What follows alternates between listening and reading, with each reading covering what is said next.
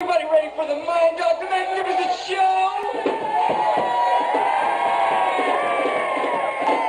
Start the clock!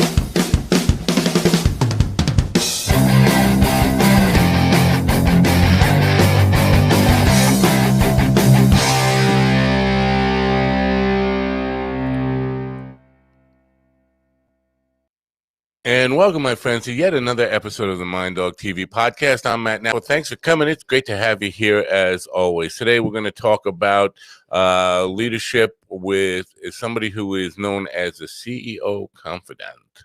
I'm very interested to have this conversation because it not only has to do with helping people better run their businesses and improve their bottom line, but a little bit about philanthropy, which I'm always interested in. So we're going to talk about that today, and I'm very excited to get to that. First, I want to start with an explanation of sorts, and I guess some kind of an apology. Oh, we're having some issues in the background. I will get to that in just a minute. First, I need to kind of talk about the issues from last night. If you're looking for last night's program and wondering what happened, I scraped it. We did, and 230 episodes that we've done so far, had some great guests on, some really powerful people, some entertaining people, some really funny people, some people with just some great insights. And then last night happened, and I take full responsibility for it. But my guest last night was beyond strange, weird, abusive, and a lot of other things that we won't get into. But so I decided not to create the podcast from last night's programs, and I pulled down all the video of it from the live stream so that they won't go live. So if you're looking for them, that's the explanation, and I do apologize for that. It won't happen again. We will do a much better job of vetting people like that before they get on the program, and all the responsibility, of course, falls on me. I know the guy who produced the program last night was feeling really bad about it, like it was his fault. No, it all falls on me. The buck stops here. That was my bad call. And I thought we were going to talk about his film career, the guest film career, but that did not happen. So I am aware that this kind of talk may get people curious and want to know more about it. Just know that it won't be online at all, and you won't be able to find it. We're going to try to scrape it from our memory bank.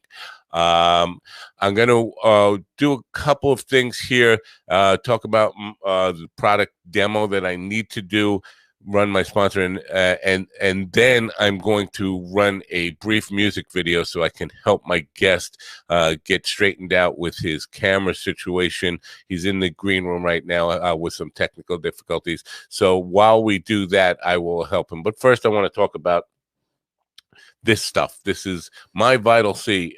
If you're a fan of the program and you follow, and you're probably sick about hearing all this stuff, my Vital C is this stuff. Is Chris Burris was with me a couple of weeks ago, and he's from SES Research, and we were talking about his new product, my Vital C, that it's not really a new product. It's been out since 2013. But the bottom line is, while he was a grad student in 1991, they discovered this carbon molecule and did some toxicity testing on lab mammals, and found out that not only was it non-toxic, but it increased the lifespan of the lab mammals that were tested 90% or more, without any tumors, without any side effects whatsoever. And so it went through rigorous testing before the FDA could approve it for human consumption in 2013. And humans have been using it since 2013. And so the claim is now that it can increase your lifespan by as much as 90% or more, which of course is an extraordinary claim. And we don't have any 140-year-old humans walking around that we can use to kind of validate that. So that's an unusual claim. And I said, I'm skeptical about it. And Chris said, well, here's the deal. Why don't you try it? I'll send you a bunch. We can try it for free. Have me back in 6 to 8 weeks, and we'll discuss your results. So I've been doing it now. Just today is my 15th day. Oh, we see my guest has got his camera worked out, so we won't have to run that music video after all. So I told him I would be willing to try this stuff and share my results. I will tell you this: I had 13 days of very positive results, and then yesterday hit and not so positive results. I was actually very burnt out yesterday, but for those 13 consecutive days, I had a lot more energy, was sleeping better. The reason I'm doing it on air is simply this, to hold myself accountable, to present it to you, so we have proof that I'm doing it every single day, so that when he comes back on October 29th, we can review the results, knowing full well that I actually did what I said I would do and try it twice a day, every day until he comes back. And so far, the results have been good, except for one day. I can't say anything about the longevity claims that are being made. Obviously, I'm not going to be trying this long enough to say, well, it's going to help me live longer. But I will tell you, it has improved the quality of life somewhat. I've been more energetic, sleeping better, and all that stuff, except for yesterday. So here goes. I'm going to do this really quick and get rid of it. The one thing, I was taking it with a shot of water, chaser.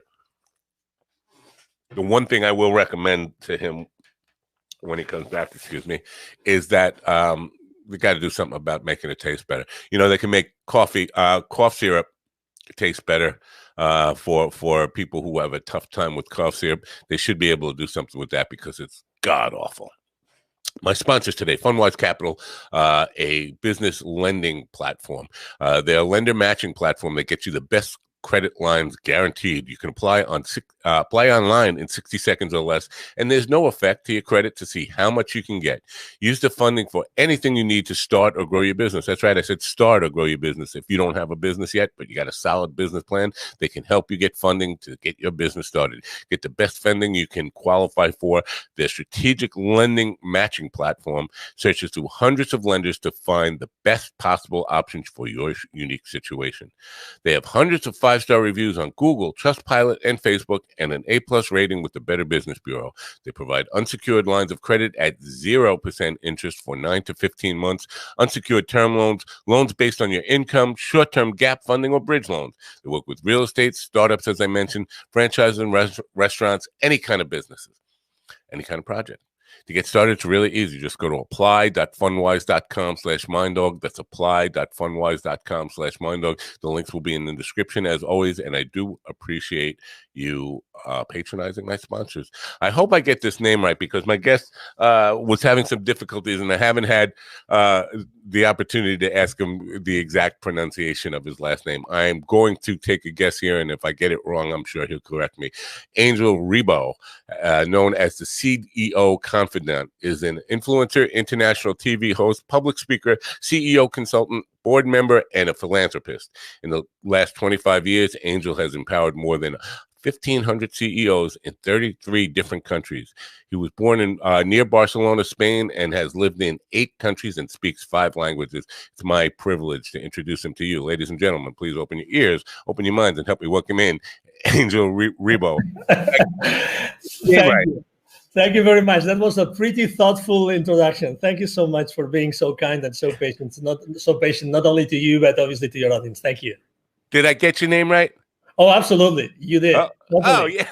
Good for me. Good for me. I'm happy about that. Totally. You must be pronouncing Spanish names of Catalan people like every single day on your show. That and a whole bunch of other stuff. You know, people from all over the world, and sometimes I'm scared just by reading them. I get names without any vowels in them at all. So Totally. my greatest fear, and I hate to disrespect people by getting their name wrong, and so it's good to know I got it right. So thank you, and thanks for coming here. No, absolutely.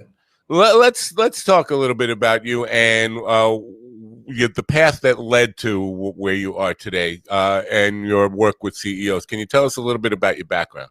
Yes, absolutely. So basically, let's say since I was a kid, although my mom and dad had very humble origins, they always wanted me to learn foreign languages, and I think that was the most important thing that happened in my childhood was that I was taking French lessons because at that side of Spain we were so close to the French border that we were all learning French in the school. But also at the same time, mom and dad wanted me to take English lessons on a private academy in the afternoon, in the evening. So I started to do that, and fast forward, I found myself that I wanted to have a better, professional future, and Spain wasn't enough. Spain wasn't enough. I wanted to. I had been using my French and my English for some, clients here and there, but I said I really want to have an international career, and I decided actually to accept a job in London. And that was definitely the start of my international career, but also the start, I would say, of my business development career. So I started working for, interestingly enough, an American company based in London. And I started to serve many different customers in different European countries. I was communicating with them in French, in Portuguese, in English. I was dating a German girl at that time, so I was actually using even German. So, I was always like using different languages. And fast forward, I always was traveling. I was literally, I think I've closed business in more than 33 countries, working with this many companies. And I was always doing the same thing. So I was always helping my employers to develop their businesses, to develop like distribution channels, indirect sales models, reseller channels, these kind of things on those countries.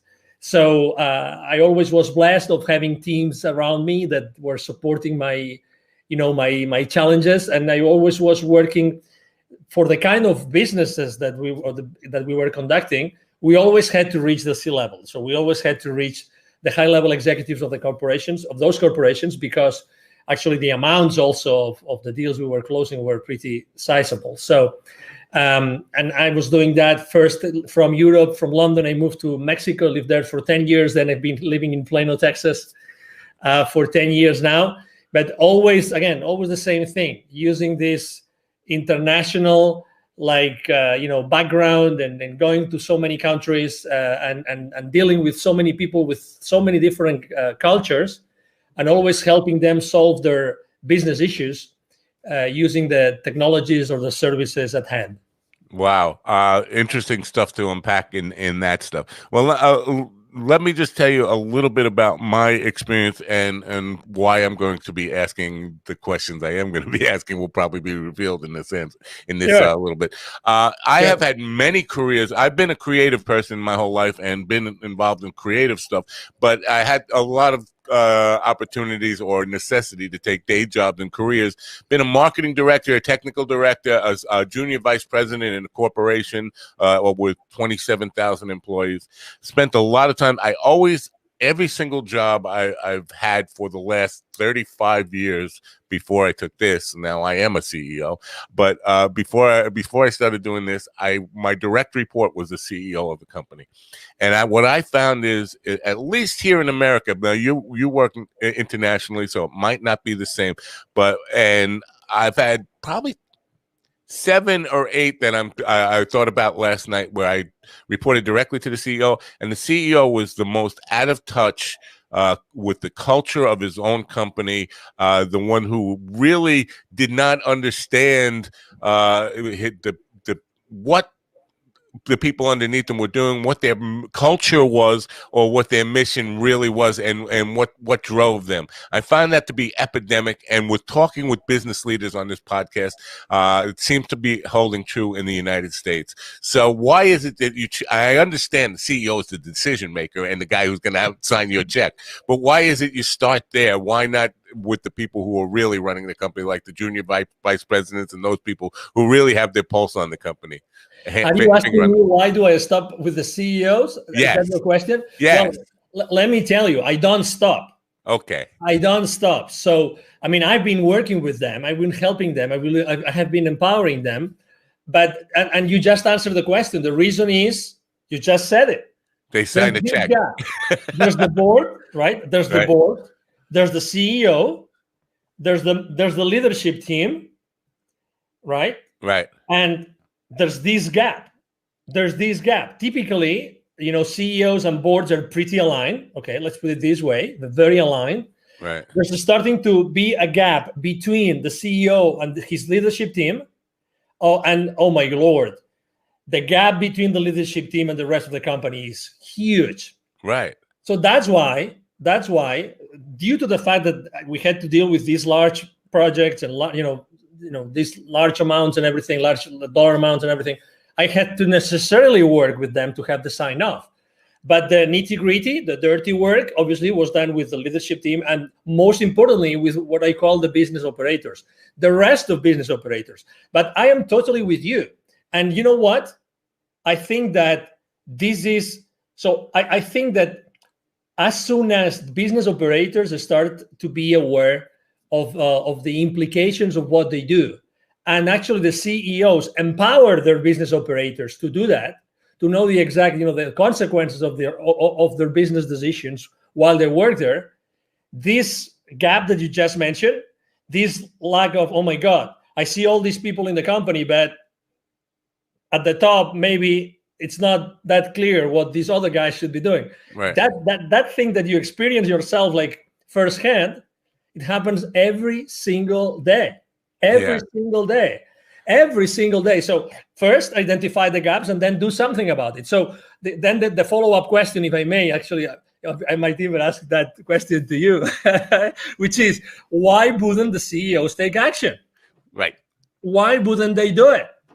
Right. Why wouldn't they do it? So if they're already aligned, it's because maybe they think that, I have a business partner. His name is Neville Joffe. He has this amazing motto that he follows. So he calls him Nevilism. It's revenues are vanity. Revenues are vanity. Okay. That's a good one. I like that. Profits are sanity, and cash flows are reality. Okay. Yeah. Do you hear that? Yes. Okay. Absolutely. So how many? Let me ask you a question, or even let me ask you a second follow-up question. When you meet with the board, do you actually talk about revenues and market share, or rather talk about how did you make your company more profitable thanks to deploying a culture that everybody is engaged with and that keeps everybody accountable the right way? Let me emphasize that, the right way. Right. Well, I would probably, I'm not sure if I'm going to get this right, but I'm going to guess it. Most CEOs are just talking about the bottom line, profits, and all that stuff, and not really concentrating on how to improve the culture and productivity the right way. It's like that famous, that very famous visual of an iceberg in which you only see the peak, you see the peak, of the iceberg, but what about the rest? What's going on in the organization? Right. So there's a lot of things going on in the organization, a lot of things. And actually, right now, with everything that's going on in the world, with all this, with the current state of affairs, I think that most of those inefficiencies, most of these issues are coming to the surface. And me having worked internationally, obviously, immediately you start thinking, what about diversity? Diversity of cultures, diversity of people, diversity of religions, of sexual orientations, all this diversity. I talk to C-levels every week. I was talking to a couple of headhunters the other day, and he said, I can't cope, listen to this, I can't cope with the number of requests I get of chief diversity officers right now. Wow. Chief diversity officers. I don't know where to find them. Well, I can find them easily, but where are those experienced people that have worked internationally, that have embraced this culture, really know how to deal with a mix of cultures, with a melting pot of cultures that are going to help you create efficiencies inside your corporation? Right. Wow. Well, that's something to unpack there too, because you did mention in your opening statement there about knowing the different cultures of different countries that you've lived in and that kind of stuff. And we talk about culture in a couple of different ways here. There's countries have different cultures and companies have different cultures. Does the cultural influence of a company, is that affected by the country culture Like, is culture, corporate culture, a bigger issue in the United States, say, than it would be in Spain or Portugal or France or wherever, or is it the same kind of challenge? Well, number one, definitely the country where let's say where the headquarters of that corporation is, and I have lived that firsthand. The country of the health where the headquarters of this company is definitely define the culture of the entire organization. Right. And I've myself lived in transitions. You might have lived the same experience. Transition of a company that was fully American, and transition was bought out by someone else in another country. I'm not going to mention it. And suddenly the culture started to change, and it was coming from this other country. Was it better? Was it worse? Well, you can't tell.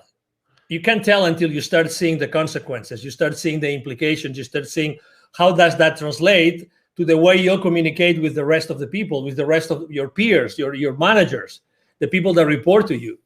And then answering your second question, if culture is, let's say, an issue or can be a challenge in any country, or if countries have the same kind of culture creation problems as we have in the US, I would definitely say yes. I think it really depends on business leaders. And I really think that, again, with all this current state of affairs, that's gonna help everybody a lot. I think that they are realizing that now that the people cannot meet and cannot see each other and cannot meet face to face, they're going to realize that the style of leadership of those leaders becomes much more relevant. You know, you were mentioning maybe they don't get it because they are on their ivory tower, right? You cannot be on your ivory tower anymore because you have to be in how many more times Zoom calls right now? How many more virtual events have you go through? Many more, many more. Right now, it's impossible to hide. You can run, but not hide. I love that. But I'm not sure it's so much, and I'm sure the ivory tower part of it is definitely part of it. But I think, and you'll correct me if I'm wrong, but I think where a lot of CEOs go wrong, or where they go astray, is they start their company with a great what is the word I'm looking for? Intention. So they'll put together a mission statement that has this really glorified sounding and really well-intended statement, and they kind of start working in their business rather than working on their business, and so they're doing the things the tasks that a CEO would do, rather than look at the whole picture of what the company culture is and how it's evolving. Are we staying true to that mission statement that was written when we started the company, or was that just words that we put on a poster and hung over my door, and then now we're actually doing the work and forget about that? But everybody who comes into the company must at least read it and get to know what we were supposed to be about, but we forgot what we were about. And often, and I'm going to want to get to this, there is this idea of giving back in that original mission statement that is totally lost somewhere along the line, few years in, and you find that your mission statement doesn't match at all what you're doing, and it's just words now. I think that's a big part of it. Do you agree? And if so, how do you get them back on track to that? Picture this, right? Let's say we have a startup CEO in front of us. Okay, so it's a small company, fired up, this new concept, this new idea, they thrive over time, right? And they become this monster, right? There's 10,000 employees or company employees. One of the main differences that are lost in translation is the communication. Is the CEO still listening? Is the CEO still going around? Is the CEO still open to suggestions, open to listening? And I think that communication is one of the most important issues here. Definitely. Because are they open to receive? You know, it sounds like a self-help kind of tagline, but are they open to receive?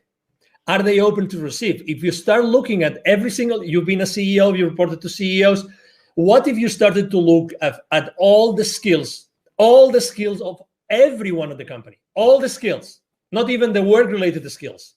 What could you do with those to make that environment even more engaging and more creative and even more even enticing to one another? it's like helping and caring for one another. So that's what it's lost. It's lost the ability or the willingness to listen to be open to receive what the rest of the organization is telling them. That's what you perceive. That's what I perceive. I perceive the same thing. Also, let me tell you that I don't think there are good or bad CEOs, or one strategy is good and the other is bad.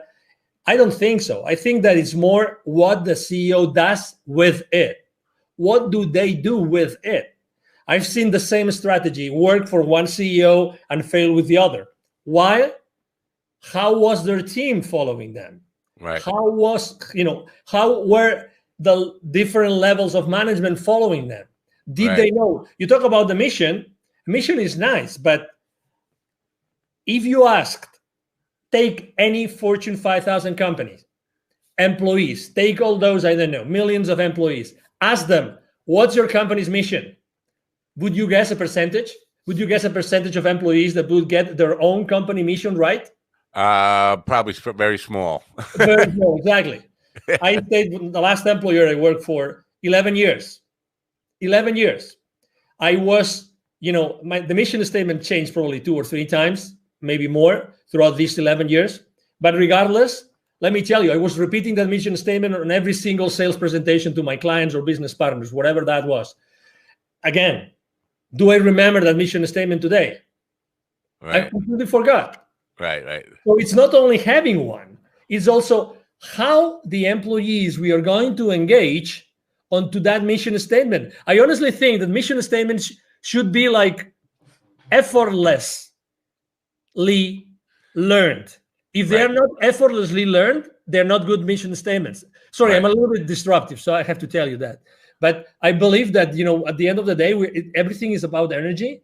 And I would rather have 100 employees that they were able to figure out what the mission of the company is, because just they see it every single day, every single conversation, every single interaction with suppliers, vendors, business partners, clients, they would breathe that every single day. I'd rather have this 10-word statement than this massive complex, it looks so nice at our, at the entrance of our factory or whatever that is. You know what I mean? Yes, I do. If you are fully engaged, nothing else really is important, because you will follow after what your leader is telling you. Right. So I just want to be clear on something. So, and I agree with what you said, but for our listeners, I want to be clear that a mission statement and culture are not the same thing, and that the mission statement should, and they're related, the mission statement should determine how the culture evolves of a company, but they're not the same thing. And so you talk about people who can't recite the mission statement, and that's very common. But I also find that many people can't identify the culture of a company. I'll give you an example of a small company I worked for, about 50 employees. That I walked through the door, and within 3 days, I could identify what their culture was, and it wasn't a good one. It was identifying problems, not identifying solutions. So everybody in the company, every one of those 50 plus employees, 52 or 53 employees, could tell you what the problem is with their job, why things aren't working, what their problems were with the customers. Nobody was talking about solutions. And when I went to the CEO and I said, you have a culture problem here, he looked at me like I had 2 heads, like, I don't know what you mean by that. And I said, well, your company's culture is identifying problem based. That's what it is. And so there's no moving forward in that. There's no solution based people here that are looking at something and saying, here's how we solve this problem. You have 50 people, and identifying problems is easy. Anybody could do that. You want people who are solution based. So that is common. So identifying being able to recite the mission statement is nice, but identifying your own company culture is even more important, don't you think? Oh yeah, I agree totally. What I was trying to say is that there's this disconnect, right? How many hundreds of thousands or millions of dollars have been spent just in our country hiring someone to come up with a wonderful mission statement? Would you agree with that? Yes. Yeah. So I guess there's a reason to do that, right? I mean, I guess there's a reason, because, we want to make sure it's the most, people get excited about it, and everybody, is behind this mission statement. But again, at the end of the day, it doesn't have a real impact in the company. But Right. I agree with you completely. I mean, culture is something which is more difficult to create. It takes time. It's built every single day with every single thing that happens inside the corporation or inside the company, even if the companies are small, and that determines your willingness to be there or not. You said you just joined, you identified the culture, you went to the CEO, you told him something. Well, let me tell you, you were really lucky, because he or she could have told you, I didn't hire you to do this. Right, right, yeah. So it wasn't that bad, because at least, okay, so it is what it is, right? But I didn't hire you to find problems, but actually the culture was to find problems. Well, he did hire me to straighten out his marketing department, and that was part of the solution to straightening out his marketing department, was getting everybody in the company working on the same page, because what he had was marketing department creating its own culture and the subcultures within it, but everybody had the unique situation of identifying problems without solutions. But the marketing department had one different belief of what they were working on. The operations and the collections department had a whole different, and sales team had a completely different culture. And so we were going in a lot of different ways. So in some ways, he did hire me actually to at least figure out what his problems were for him, and find out how we should address it. So my solution was to get the entire team together in a big room and have them explain what the culture should be. And anybody who wasn't, and this was a tough sell for him, that anybody who really couldn't adapt to what the new culture was going to be and help us build that culture should start putting their resume together and looking for a job elsewhere. Because I definitely one of the people who believe that if somebody's not helping you pull in the same direction, they're helping you push in the opposite direction, and they're toxic, and they should be encouraged to leave the company. If you're not part of the team, you shouldn't be in the room with the team. What's coming to me as I'm hearing you is I think that the quality of the questions you ask your team also define the results that you get from them. Right. And we tend to use, myself included, obviously, we tend to raise the wrong questions. I try always to not only ask like open-ended questions, but also the how. So the how. So, okay, so we know that there are all these issues, all these cultural issues. We know there's these issues, these problems here that we have to interact with the rest of the organization. At the end of the day, marketing is it's the first stop to the world, to the audience. We want to approach them. We want to have them feel. We want them to feel appealed to come to us, etc. But how can we do that? How can we overcome these things? How can we look at this? How can we create something together? And I think that's a big difference between CEO teams which thrive compared to others which struggle a little bit, which is how can we create something together? How can we create something together which is going to replace something else? And we do it taking into consideration the entire team of the company. How? No, not if, not when, but how are we going to do it? The moment that you start asking yourself the right questions, then the conversation completely changes. And I'm sure that in this particular case that you just described, which is amazing, it's really like you were extremely blessed to be at that position because you had to fix that thing, right? You were hired to do that. Right. So, oh my God, I'm sure that the lessons that you learned there were invaluable because you had to create things. You had to take these people. Okay, so some people weren't on board, other people were on board. At the end of the day, you came up with, okay, let's do this together. We're gonna do it We're gonna do it together. We're going to do it together. How are we going to do it? Everybody's going to contribute to do that. Well, I found that, and what I found in this company was, number one, their hiring practice was based on just resumes. Do they have a good resume? And that was it. So, and that can be a problem if you don't really, if you don't hire with understanding the people that you're hiring, and you're just hiring off a resume, you're going to get people who aren't in line with your culture because you haven't had that talk with them. You don't know their core values and principles, and don't know if they align with yours. And the second part of it, so they hired people without knowing their core values and principles, and once they were in the company, they would never fire or encourage people to leave if they were in fact toxic. So none of the directors or managers of the various departments ever let anybody go because of they didn't line up with the company. And the HR department happened to be run by the CEO's wife, which nepotism I'm always against. But so the HR department was never really held accountable in any way, because how can you hold your wife accountable, right? So they would their hiring practice was really, really bad. And basically, because I think hiring the right people definitely has to be more than just, do they have the skills and education? Do they have the values and principles of what our business is all about? And then comes back to the mission statement and what you want your culture to be. Yes. And honestly, I always think that one time someone asked me, okay, so if you have to give one advice to one CEO, what piece of advice would you give that CEO? And I ask, can I choose a single CEO and that person to all of our colleagues, peers, people that report to us, and people that we report to, and what happens inside the family? Never underestimate the power of someone working with you or for you. Never, ever underestimate that part, ever.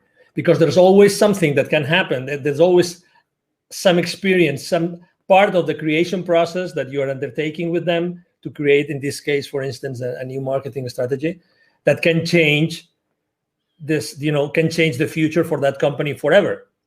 So I see the same thing. So I understand it's true. I mean, not every company is hiring, for attitude, let's say. Let's put it this way. How important is the attitude? If someone is willing to change, if someone is enthusiastic, if someone brings to the company every single day, they are pumped, they're fired up. Let's do it. I make mistakes, but I move on. I respect everybody. I honor the support I get from everybody. This gentleman, maybe, or this woman this lady didn't have this resume, which was amazing, right? According to the credentials written, but probably, this lady or gentleman, they might have this amazing attitude that's going to make all the difference. Right. And you know that when you have your team meetings, right? You have your team meetings and you have plenty of people around your table. How important is the excitement? How important is, yes, we're going to do this. Come on, we're going to have a great meeting today. And you talk about your wife, your dog, your weekend, your whatever that is. This is really, and again, this is something I'm seeing today. I think that we have to bring our personal life more into our business world. Listen what I'm saying. I agree. Yes. Honestly, I mean, even if we are now working remotely, it doesn't matter. Hey, we are human beings. Why do we have to leave our human personal life out the door when we get into the building, our company building? Hey, we are human beings, and I'm going to be a much better contributor to your team as much as I feel recognized and as I feel that I'm a human being that you really take consideration after, or you are considerate with me. If that happens, I'm going to give you 1,000% every single day. Why separating those two things? Why? What are we trying to accomplish? Again, I honestly think that right now there's a lot of things, there's a lot of moving pieces inside corporations. I've seen a lot of CEOs these past months, and a lot of C-level executives that they have tried to find the right place, and I'm not talking about the job. I'm trying just in the same place where they are right now. They're trying to see, okay, so what's the best thing to do right now? Right. I mean, I had to deal, probably you had too. I had to deal with the crisis in 2001 and with the crisis in 2008, 2009. I had to deal with those crises myself with my teams. So, but this one is a different thing. So people, regardless of how powerful their companies are, they're human beings, and they're still figuring out what is going to happen in the future. How are we going to have to handle this? Human relationships remotely, all these things. And I think that this is already starting to happen, which is, again, the separation between the personal world and the business world is going to be non-existent. Really, Right. it's Well, going to be non-existent. I think that's a great bridge to the next thing that I want to talk to you about, because I know that you practice what you preach in this idea of giving back and philanthropy. And I think when you do that, when you include philanthropy as part of your company culture, you get people who have passionate about causes in their personal lives, now putting that energy of that passion from whatever the causes are into your company and help building. Can you talk about that? Totally. And not only that, because imagine that you know that some of your direct reports or colleagues or even supervisors, you know that they're going through something which is really hard for them. Right. Right now, for instance, death is on the news. Like, death is everywhere. Right. Someone that is suffering from something. So just having a reconforting conversation with someone can make a big difference. Just this small conversation, 30-second conversation. Hey, I don't know what's going on. I perceive that something is wrong. Hey, I'm here. Even if it's your boss, why not? Why not? I'm here to support you. I'm here to be there with you. So again, become more human. And to your question, I mean, the reason why I started to diligently giving back to the community was because I was traveling so much, and I was seeing so many, communities that were in a hardship, like underprivileged communities, and more importantly, a lot of kids that had to work, a lot of parents that would use their own kids to do things that they shouldn't be doing, a lot of kids outside the manufacturing plants where I would go to see the managers of those plants. I would see all those kids around those plants asking me for hey, would you buy some gum from me? Would you allow me to keep your car safe while you are inside, so you give me some pesos, these kind of things. So I was so exposed to the realities of this world, which is inequality, right? So Right. You can be on the same street, and in 30 seconds of walk, you have the CEO of a multi-billion-dollar corporation, and you have a kid offering you to clean your windshield, kind of thing. So I was seeing that in Latin America all the time, like for years. For 15 years, I was seeing that all the time, until I decided to take action. And I actually had a spiritual experience that triggered my change, my transition, the moves that I made personally and professionally.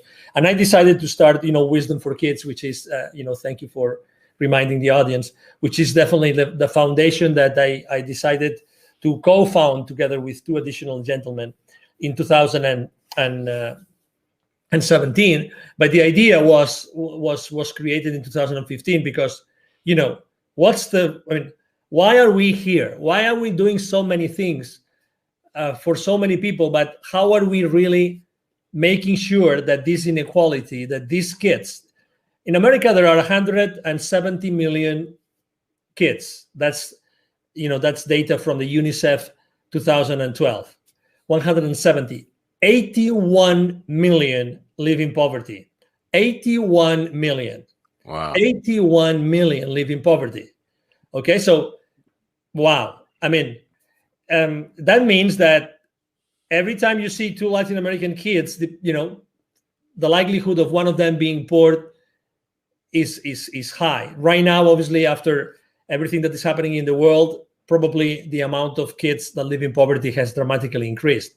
Of these 81 million kids, 22 million do not have access to drinking water. Clean water is a big one. Exactly. Yeah. 22 million. I mean, 22 million. Okay. How many states of the union is it? 22 million. I think 5. Yeah. Okay. So imagine. I mean, that's like. Yeah, it's huge. Really, we take clean water for granted in this country, and it's amazing that we are in that place. But so you talk about equality and stuff. And I understand that that's a huge problem. I think what COVID has identified is, and in America at least, we've been using this phrase essentially employees since COVID started, right? And it kind of identifies, oddly enough, the essential employees are the people who are least compensated in a lot of cases. So we don't see the CEO as the essential employee in a lot of ways. The people who are out there stocking the shelves, the people who are out there working in hospitals, the paramedics, the police officers, all the people who are we now deemed as essential, somehow they're still on the bottom of the compensation model. I think that needs to be changed. And I'm not, I hate to get into politics. I'm not a communist or a socialist, whatever you want to label me. I just think we need to do more to recognize if these people are so essential, they need to be paid more, and they need to be paid a living wage, something that they can survive on and thrive on. You want to talk about that a little bit? Totally. And this is again one case, right? You're talking about one specific situation that we see here, right, intrinsically affecting the the COVID era. It's now October 2020, right? And again, not willing to go down any politics route the same as you, but the question is how do we bridge that gap? How do we bridge that gap? Only a few minutes ago, I heard a very famous TV host talking about a fiasco with a former guest, right? That wasn't intended. That wasn't right. The other day, I was invited to a show, and that host was at the antipodes of you. Okay, so he was trying to get me in the trenches of polarization since second one. It's like, I want you to say this, and you have to say it like this, and I want you to know your opinion. And I was all the time saying, I understand that you want to know my opinion. This is my opinion. My opinion is that someone has to be in the middle bridging, building bridges. Right. Someone has to be building bridges right now. I have my opinion as anybody else, as any other voter, but someone has to be building bridges. You and I, we're both public figures. We both have we have something to do with the world. We love to be here. We love exposure, but also because of a mission. Right. We both have a mission. We both want to do good in the world. We want to do good in the business community with the entrepreneurs, the increasing number of entrepreneurs, right now in the world. But someone has to lay down those foundations and build those bridges. And that's where people are going to find me. They're going to find me in these places where I'm trying to be compassionate with everybody. Because again, compassion, it's the same thing. Inside corporations, compassion. What is compassion? Where is compassion? What is compassion internally? Right. How do you show compassion? Even to your CEO. The difficult thing is say, no, he is an ABC. Right. Or, exactly. That's the easy way to do. But you, as someone that, you're commanding messages to the audience, right? And you're asking questions. You know that you're changing the world. You know that there are people listening to this conversation right now, and they're saying yes, or they're saying, oh, interesting. Oh, I didn't think of this that way. And then you would have served the purpose of your show and of your life, right?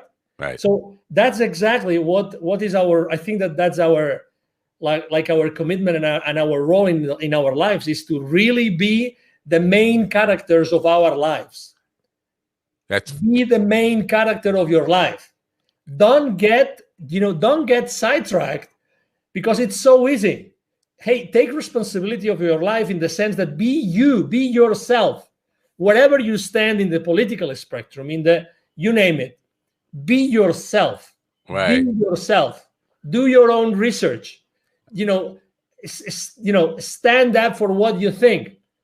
Right. Be yourself. Don't allow yourself to be grabbed to the left, to the right, to the up, or to the down. It doesn't matter. Right. That's why obviously every time I have the opportunity of being able to answer questions like yours, I'm so thrilled. Well, I would call what you just described being authentic. That's how I would label. Be authentic. And there is a great power in that, I think. But earlier you and I forget what we were talking about, but you said it sounds like a self-help type of phrase, and I forget what the phrase you were alluding to. But I think there's first of all, I think there's a big influence of what we self-help stuff in business right now, and what really I find refreshing about you is that you're not calling yourself a coach. The CEO Confidant.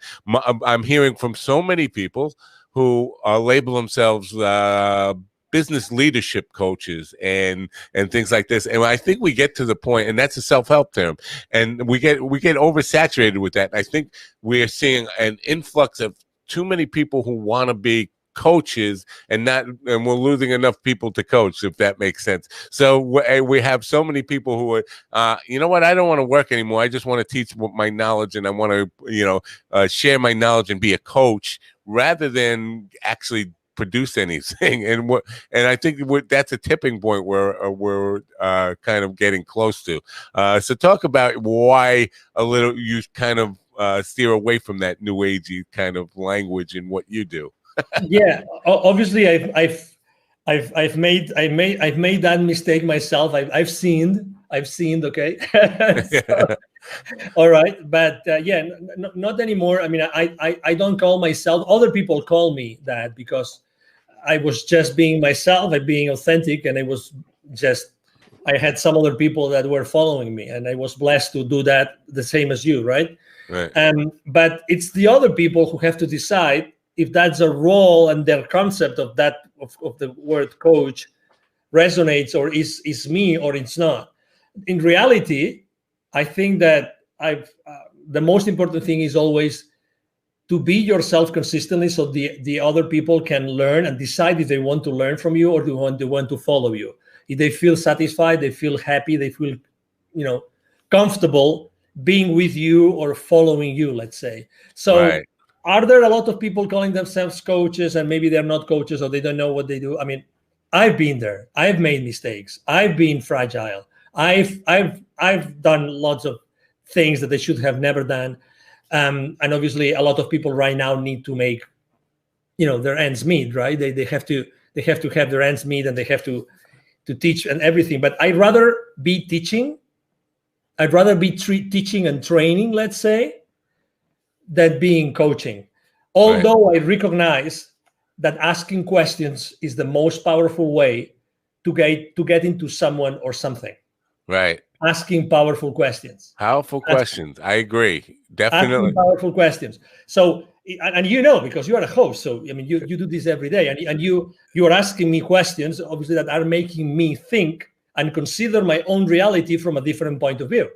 Right. Not everybody is able to do that, but you know that powerful questions can completely change the game at your guest's mind, but also at the way that your audience is listening to the conversation.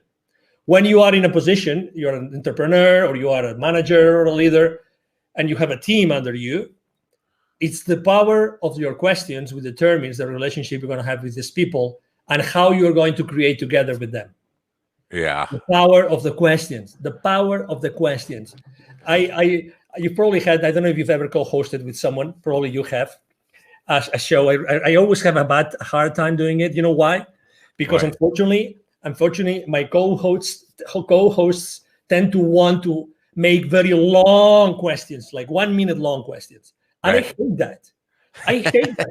I invited someone because I want my audience to learn from that person. If they want to learn from me something, they have two options. They will ask me questions, or they will get into one of my monologues online. You know what right. I mean? Yes, I do. I want to stay away from there, but I still want to ask difficult questions. And sometimes I get comments from my audience, the same as you probably. Oh, that was a great question. And I didn't think about that question. It was just, oh my God, when you said that triggered me that other thing. And then I said, oh, let's ask that. Exactly. I have a reel that I put together. It's called Question, and it's just a reel of people reacting to the question I asked them. That's a great question. Nobody's ever asked me that before, and that kind of, and it's just one after another other that, and that I take great pride in that. When I get a guest to say that's a great question, I have to think about that. I say I know I've done my job. I know I've done what I'm supposed to be doing here. I made them think about something rather than just route answers that you answer in every interview one after another. So I appreciate that answer. And you talked about, and I just want to address something you said earlier about empathy or sympathy or compassion is the word you use for your CEO. Somebody who was on about 2 weeks ago, I guess now, said to me that she was reading off statistics, and she said 71% of people working in America said they would take a pay cut if it meant they get their CEO fired. And I'm thinking, wow, that's a problem. That's a problem within yourself. And so instead of trying to get your CEO fired, maybe you should be asking yourself the question, how can I get the CEO to hear me and appreciate and just acknowledge that my ideas, not my input and ideas, not necessarily find a path, but I think most people just want to be heard by the CEO and understand that they know what your concerns are and have heard them and are thinking about them. Yes? Totally. When I was making this metaphor of the small company, large company, you stop listening to your people. Right. Definitely, they want to be heard. And actually, I mean, the other day I was talking to a GM of a large retail store, and she was telling me like she can reach out to her CEO, and we're talking a multi-billion-dollar company, anytime, and he would respond. Even if it was a short sentence. Anytime. That's all you want. Anytime. But also, let me tell you something. I mean, CEOs are so fragile as we are. They are human beings as we are. They have had the experience they have had, and they have learned what they have learned. Okay, so I think that also compassion is a two-way street. So what if the problem is that, I don't know, this CEO doesn't have a good communication team? Maybe right. the CEO doesn't know how to communicate properly. There's a lot of things. Again, we are in a fast world that do not allow us to stop and think. So what are the reasons why this CEO is doing that? Right? So I think there's a two-way street. And again, I'm not here to defend anybody. What I'm trying to say is, I get you. Oh my God, we are always burning bridges. Why not taking some more time to try to build one or try to understand the other position? Which is exactly why we're not looking, we're not watching news, we're not going to social media, blah, blah, blah, whatever. Are we really making an effort? I mean, you could conduct a survey. I'll try to do the same thing. How many good friends of yours are not friends of yours anymore since COVID started for any reason? Oh yeah, probably 10. How many? Yeah. How many? Okay, Yeah. so, and I don't want to mention any name or any Right. public figure, but oh my God, we are allowing this to happen. We Right. are allowing ourselves that to happen, and probably one of those 10 or my 10. Oh my God, we've had so many great times together. Having a blast doing something, going to a game, going to a party, going to a meal, whatever. But now everybody's so entrenched that no, that's impossible. Oh, come on, give me a break. Man. Give me a break. Give yourself a break. If you and one of these 10 or one of these 10 and me, of my 10 and me, we were one-on-one, it would take 5 minutes to solve that difference that has made us not being as good friends as we were before. Right. So things are much more simple. So that's the same thing that happens inside corporations. You were talking about culture. It's the same thing. They don't know any better. So that's why listen, open yourself to listening. Open yourself, and the CEO can obviously open yourself to listen to other options. How can he start building a culture and look for the help of other, trainers, of other teachers, of other CEOs, of other people that have done this consistently with good results. Are you an optimist?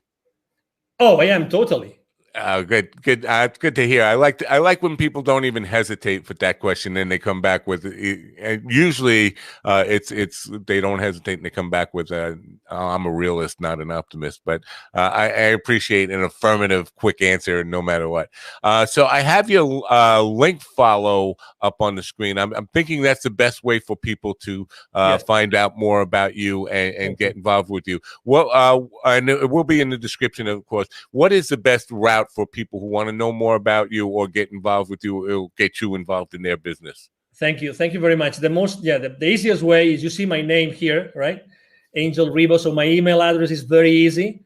It's angel@angelribo.com, which is my first name, last name.com. Angel@angelribo.com. The link that you see here, there, hold on, there. There, right. Exactly. So the link that you see there actually takes you to all my social media outlets. Right. So you will see what I do on LinkedIn, which I am consistently there. I'm posting every day, but you will also have access to my nonprofit website, to my Facebook page, to my Instagram page. I have a pretty consistent public campaign going on about really sharing good ideas that unite us all, regardless of where we stand. Good stuff. And it's a great way to end this. Angel, I thank you so much for your time and insight today. We're out of time, but I would love you to come back sometime and have this discussion and go a little bit deeper as time allows and your schedule allows. But I really appreciate your time and insight here today. And thank you so much for coming. No, thank you very much, Mind Dog, for having me here today. And obviously, thank you very much to all the audience for having the patience of following us. And it will be obviously a pleasure to be one-on-one with you. Thank you. Great. Thanks. Bye for now. Angel Ribo, my big takeaway from that is listening and building bridges. That's what's gonna be a big takeaway for me from that stuff. I do hope you will check out his link follow where you'll find out all the information from him and his a nonprofit stuff is really, really important too, and I hope you will patronize that as well. Hope you got something out of this program today and really will take it to heart. I hope you come back, tell your friends about it, subscribe, go to my YouTube channel, subscribe there, go to minddogtv.com and get on my mailing list so you know when we're going to have great guests on. How else would you know? And questions or comments for me, please, info@minddogtv.com. info@minddogtv.com. Tonight on the entertainment edition at 8 p.m., I have Randall Dean, who is the email sanity expert. And you say, well, entertainment edition, why are we talking about email? Well, first of all, it was convenient to him. I won't lie. The time was just something that he could make. But I do think email, it goes beyond business. It's something we all struggle with. And so I thought it would be appropriate for the general audience to really get a hold on getting more managed email and not letting email just control our lives, but controlling the email, which is a tool for us. So I hope you join me then at 8 p.m. Tonight. Till then, I'm Matt Napa from the Mind Dog TV podcast. Thanks for coming. Have a great rest of your day, and bye for now.